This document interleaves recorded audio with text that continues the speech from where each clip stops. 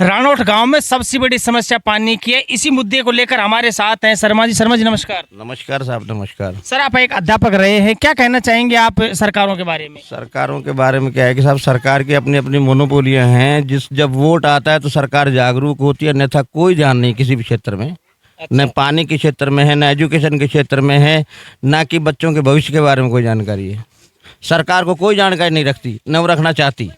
अभी सर 1.5 महीने बाद जो चुनाव आ रहे हैं, हम कोई बीजेपी के साथ घूमेगा, कोई आम आदमी पार्टी को लेकर चलता है, सब अपनी अपनी पार्टियां बनाती हैं। इसमें गलती किसकी है, किसकी कमी है? ये कभी तो देखो गवर्नमेंट की है, आम जनता की नहीं। जनता को जैसा मोटिवेशन करते हैं उसके अकॉर्डिंग जनता हो जाती है। क्योंकि आज का जो वोटर है वो जातिवाद पर ज़्यादा विश्वास करता है, चाहे वो बीजेपी का हो, चाहे वो कांग्रेस का हो, चाहे वो सपा का हो, चाहे वो बसपा का हो, एनी पर्सन।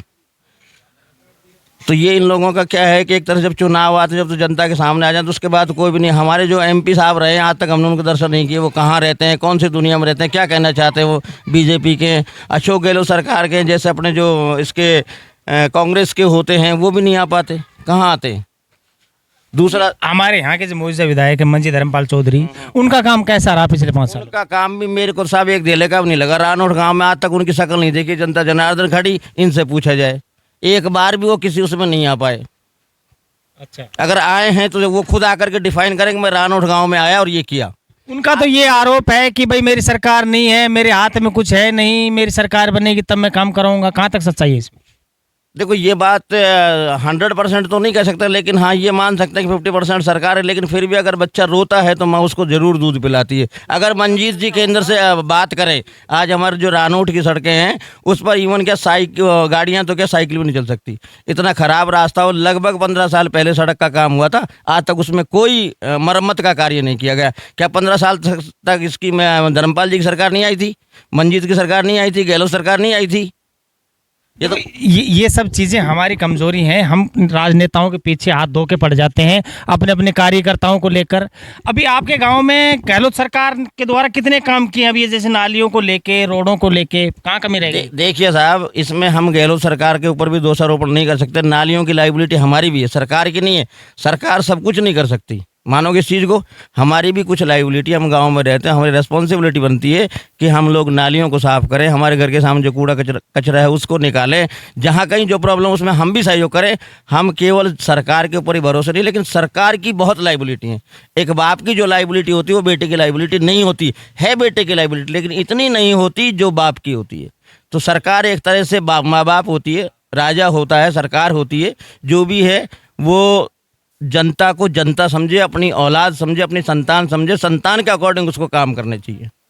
अच्छा, अभी जो 2 सरकारें हैं, एक भाजपा एक कांग्रेस, दोनों पार्टियां एक दूसरे पर आरोप प्रत्यारोप करती हैं, इसमें क्या कहना चाहेंगे कि समाज में एक गलत मैसेज नहीं जाता इस चीज़? हाँ बिल्कुल जाता है। देखिएगा, हर आदमी अपने क्षेत्र में अपनी एक सरकार बनाना चाहता है, अपने राजनीति क्षेत्र में वो आना चाहता है, अपना वर्चस्व दिखाना चाहता है कि मैं राजनीति में आऊँ।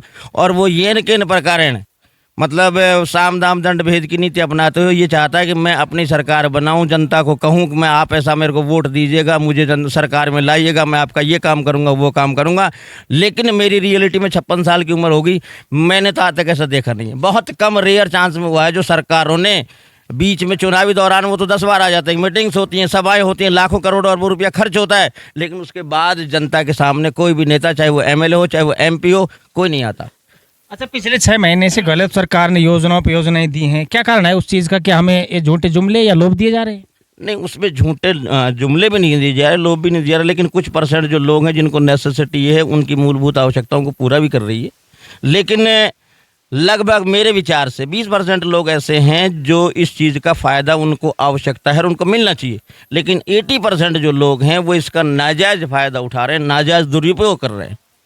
जनता को सोचना चाहिए। जैसे राजस्थान में कुछ क्षेत्र ऐसे हैं जिनके पास बिल्कुल गरीबी है, जो सक्षम नहीं है, जिनको नेसेसिटी है, पेंशन की आवश्यकता है, अनाज की आवश्यकता है, लेकिन 80% लोग ऐसे नहीं हैं, उनको नाजायज़ वो एक तरह से सरकार को चूना लगा रहे हैं या देश को चूना लगा रहे हैं। अच्छा, 60% लोग BPL में हैं, फर्जी हैं, वो जिनके अच्छी अच्छी ज़मीन है, अच्छे अच्छे नौकरी है, गाड़ी है, वो BPL कार्ड में है। क्या कहना चाहेंगे उस पर? क्या सरकार इस चीज़ की छानबीन नहीं करती? इसके बारे में सरकार छानबीन करती, लेकिन नहीं कर पाती पूरी तरह से। इसमें क्या होता है कि सेटिंग का ज़माना हो गया, तू मेरी मत कहना, मैं तेरी नहीं कहूँ। इसलिए क्या है कि चाहे वो सरपंच हो, चाहे वो और कोई हो, ऐसे ऐसे बहुत से लोग हैं जो 40-40 साल के बने हो जिनको जो पेंशन ले रहे हैं। ऐसे लोग हैं जिनके 40-40 बीघा ज़मीन है, वो गेहूं ले रहे हैं। ऐसे ऐसे लोग हैं जो सरकारी सेवाओं में रह चुके फिर भी वो पेंशन ले रहे हैं। यानी ये देखिएगा आप, फैमिली जॉइंट है जो मोदी सरकार, उसके तहत भी वो ले रहे हैं। हम इस चीज़ को बखूबी जानते हैं कि भाई सरकार किसकी, हम लोगों की। सरकार कहाँ से लाएगी पैसा? हम लोगों से लेगी। हमारे ऊपर बर्डन डलेगा, आम आदमी के ऊपर बर्डन डलेगा। हम ये सोचते सरकार दे रही है, सरकार का है, ले लो यार, क्या फ़र्क पड़ता है। फ्री का समझ रहे हैं लोग। क्या समझ रहे हैं। अच्छा, अभी जो मोदी ने जो काम किए हैं, साथ साथ गहलोत की कार्यकारिणी कैसी रही है? दोनों में कितना भिन्नता नजर आ रही है? कौन सा बेटर आपके लिए? देखो, गहलोत ने अपनी जगह काम किया, लेकिन जो नरेंद्र मोदी ने, गहलोत ने तो सिर्फ राजस्थान के लिए किया, इस चीज़ को मैं मानता हूँ। लेकिन नरेंद्र जो मोदी सरकार है, उसने वाकई देश को विश्व के अंदर अभी अपनी एक इमेज बनाई, एक छवि बनाई है, और देश को क्या, संसार को ये दिखा दिया कि वाकई बीजेपी सरकार का कोई नेता है। अब जो पिछले 70 सालों में हुआ वो पिछले 10 सालों में हो गया है, ऐसा आपका कहना है? हाँ, बिल्कुल ऐसा कहना है। जनता का तो ये आरोप है कि भाई मोदी चोर है। अभी राहुल गांधी ने भी पीछे बोल दिया था, स्टेटमेंट दिया था उन्होंने। देखिएगा साहब, ये जनता जनार्दन है, जनता कुछ भी कह सकती है, क्योंकि एक आदमी हर आदमी के लिए भला नहीं बन सकता, अच्छा नहीं बन सकता, कह नहीं सकता। नहीं मानोगे? आप अपने परिवार में हो, आपके परिवार में अगर 5 बच्चे हैं तो आपके 5 बच्चे आपको ये नहीं कहेंगे मेरा पापा अच्छा है, मेरी मम्मी अच्छी नहीं, कहेगा मेरा छोटा वाला कहेगा मेरा पापा बहुत अच्छा है, या बड़ा पापा कहेगा मेरा छोटा वाला बेटा बहुत अच्छा है, बड़ा वाला बेटा है। वो भी चारों को सेम दृष्टि से नहीं देखता। उसी तरह से जो देश की जनता जनार्दन है, वो नेताओं के बारे में ये कहेगी कि भाई कुछ अच्छा है, कुछ बुरा है। उनका अलग अलग रीजन है। हाँ, वक्तव्य है, अलग अलग विचार है, अलग अलग सोच है।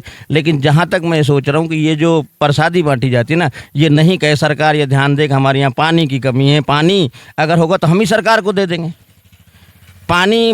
भाई जो मूलभूत आवश्यकताएं हैं, आदमी की रोटी कपड़ा मकान है, उसके अकॉर्डिंग सरकारों को ये चाहिए, चाहे वो बीजेपी हो चाहे वो कांग्रेस। मेरा पर्टिकुलर किसी राजनीतिक दल से न कोई मिलाप है और न कोई उसमें मेरा वो है कॉम्बिनेशन है।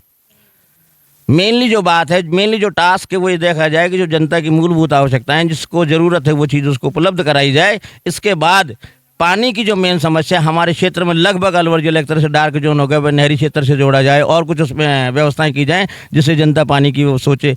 अगर किसान खेती करेगा, क्योंकि जब कृषि प्रधान देश बताते हैं हम अपने देश को, तो जब उसमें पानी नहीं होगा तो वो कहाँ से प्रोडक्शन करेगा। सही बात है जी। ये थे हमारे साथ, क्या नाम शर्मा जी? दिनेश शर्मा। ये दिनेश शर्मा जी, बहुत अच्छा लगा सर आपसे मिलकर। ऐसे अगर हमारे देश में कैंडिडेट हो जाएंगे तो देश की जो सोच है वो ऊपर तक जा सकती है। मैं आपका साथी BL Chaudhary, real India network से, कैमरामैन दिनेश के साथ। नमस्कार, जय हिंद, जय भारत।